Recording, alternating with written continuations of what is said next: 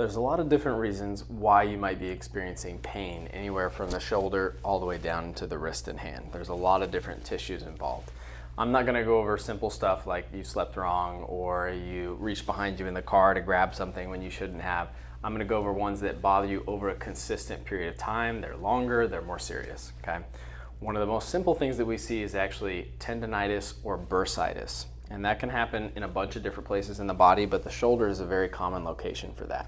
You'll either have tenderness and swelling towards the front of the shoulder, maybe a little bit more towards the outside for bursitis, but both of those are inflammatory. And typically we get those from repetitive motions, bad posture. If your work requires you to be either at a desk or an electrician type thing where you're doing overhead work, that just constant movement and pinching can actually put pressure on the rotator cuff tendons or the bursa, okay?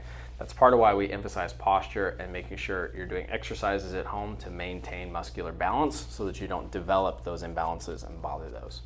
When we have tendonitis in the elbow, there's actually a special name for those. We call them golfer's elbow and tennis elbow, okay?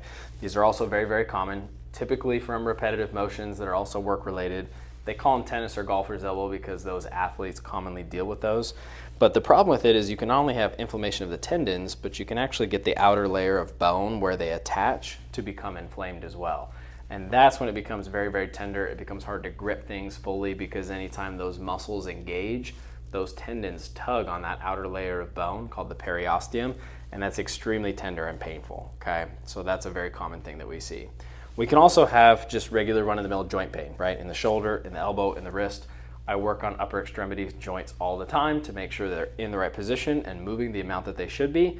But again, there's always a reason that they're not being able to do that in the first place. So postural corrections, exercises at home, those are all critical so that you can gain and keep that full range of motion. The most serious type of stuff that I deal with in the upper extremity is by far nerve-related pain, okay? So whether it's TOS, whether it's a nerve root is being impinged by a disc, or whether it's brachial plexus issues where muscles in the shoulder are clamping down on the nerves that actually go through the arm. I'll show you that right there. So if those are happening, you can have numbness, tingling, pain, or grip strength loss down the arm. We always want to make sure we address those because they are more serious than just, oh, like my shoulder's a little bit sore from exercise or whatnot. So we always want to make sure we find where from the neck to the wrist is it coming from, where is the pinch happening, where's the pressure, and do whatever we need to be able to relieve that, which typically consists of chiropractic care, non-surgical decompression therapy if needed, and then rehab exercises at home. And usually if it's really severe, like TOS for example, almost always is going to be co-managed by a physical therapist.